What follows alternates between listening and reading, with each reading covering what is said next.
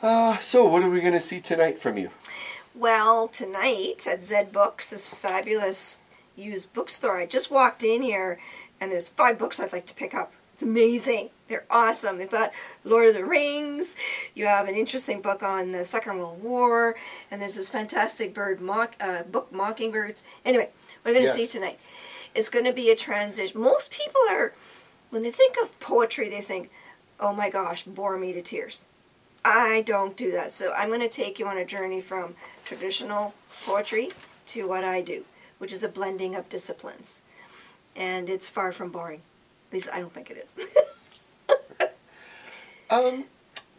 Living as we do now in a digital world, does that change the role of a storyteller, or how does it enhance or hurt or change the role of the storyteller? You know, it's a double-edged it's a double-edged sword, because you can reach more people, and through the internet you can talk to more people, but really true storytelling is face-to-face. It's a tangible thing. And I mean, human beings have been telling stories since the dawn of time. We love our stories.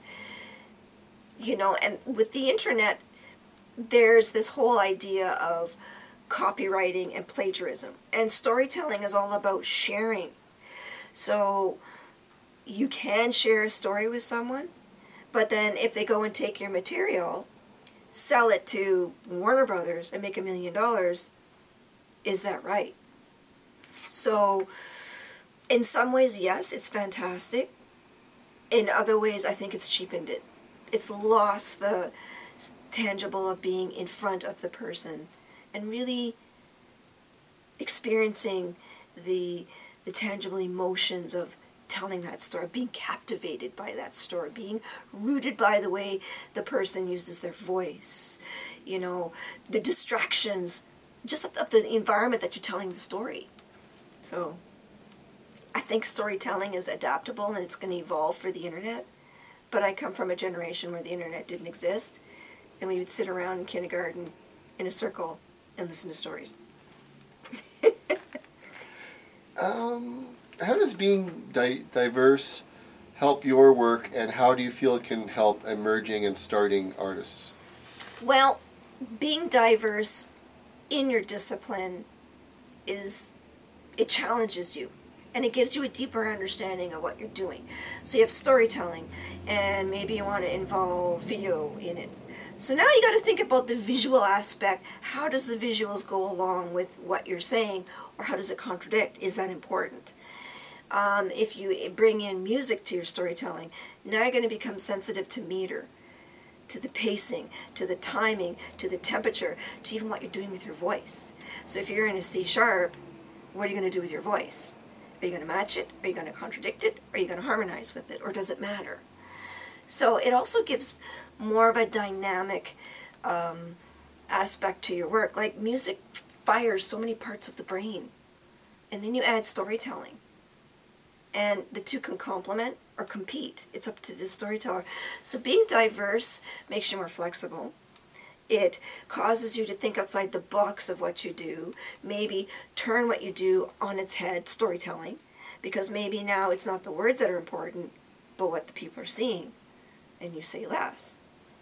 And especially in the world where now, with digital, again, the digital world is easy to blend stuff now. You don't need to spend thousands of dollars. That's the beautiful part of it. It can also be the death of it too. It's the internet. It's yin and yang.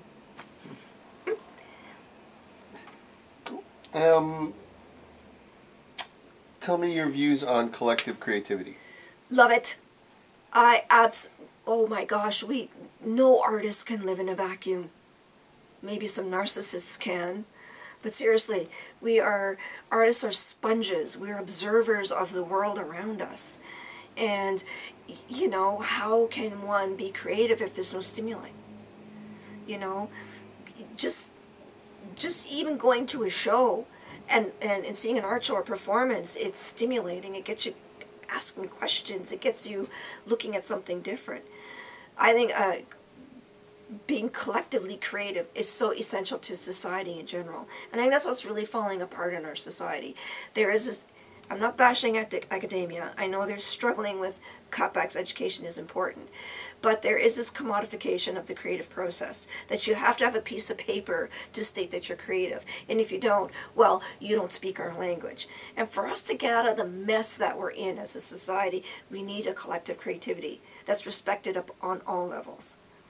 And there's no way we're going to get out of it until we put our heads together and be creative.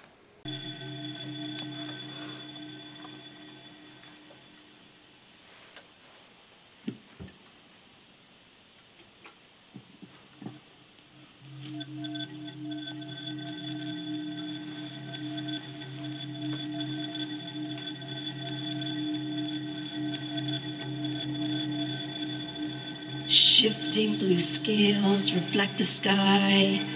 Snake-like coils spinning, sifting clouds, twisting in and around, moving ocean tides. In a sovereign state of introspection, he lands upon stone and bone, sniffing, smelling the arrogant musk of the distance between generations. Opal eyes blink, eclipsing black pupils, ivory talons mark grins. Curious static air folds, his wings disturb dust clouds, marking his descent. More speeds of condensation blossom from under his scaled feet. Wherever he walks, he leaves a trail of green grass slicing up through the earth's tired crust. His gold horns reflect a cold sunshine across a gray and brown landscape. His nostrils flare with strange air. Swinging his huge jewel-encrusted head east and west, opal eyes taking it in. It's gone. All of it. Husks of dead trees protruding upwards. Cruel dry air erasing memories of rivers and lakes. Erasing memories of rivers and lakes. The mountain range that defines the spine curves down to the north, and he inhales the acrid stench of exhaustion. His long reptilian neck stretches up to the south, his forked tongue tasting a scorched atmosphere. His long cheek whiskers caress the ground in disbelief, looking for her, trying to find her, trying to feel her. Where is she? Where's the earth dragon? His snort of agitation rumbles across the landscape like thunder. Shaking his head, he sends prisms of water droplets into the atmosphere, gravity claiming them. Thirsty soil absorbs life-giving moisture, but having no life to give, the moisture evaporates and the grass dies. Black pupils dilate, focusing on an odd creature protruding from the ground. Its odd lazy head bobbing up and down, like a horse in full gallop, long proboscis penetrating deep, dry rhythms of the counterweight, marking time. Tanks, artillery scattered all around it. Huge craters and pock marks, and bones of the custodian scattered here and there, north, south, east, and west. The land continuing to bleed and remembering. The strange horse pulling at its reins continues its standstill gallop. In the stillness and the vacuum of the dead, Shenlong, the spirit dragon, shrouds himself in cool, thick mist, weeping. His sobs are as dry as the wind that evaporates his tears before they can hit the ground. What have they done? What have they done? This precious jewel was theirs to nurture, to cherish, to protect, to coexist, to love her. What have they done to her? His sobs are heavy and deep. He's so deep in his mourning, he doesn't notice the soft hand of a small girl caress his scale-plated snout as blue as the sky unpolluted. Opal eyes snap open to meet infinite mortality. Shenlong turns his head to the side to peer into her third eye. He witnesses her story. a story of insatiable greed, a story of justification and arrogant waste and exploitation of life, a complete disregard for their own survival, and a story of extinction and rebirth. Xianlong's opal eyes narrow black slits upon hearing an innocent laughter that only this child can utter. Dailong, last of her kind, cups the mist in her hands and drinks ever so deeply.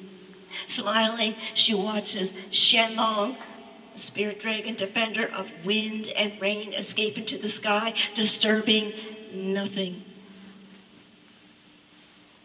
The last of her kind, Dailong, the earth dragon, reincarnate, defender of earthly waterways, rivers, lakes, and oceans. She spreads her arms, laughing, looking up into the sky.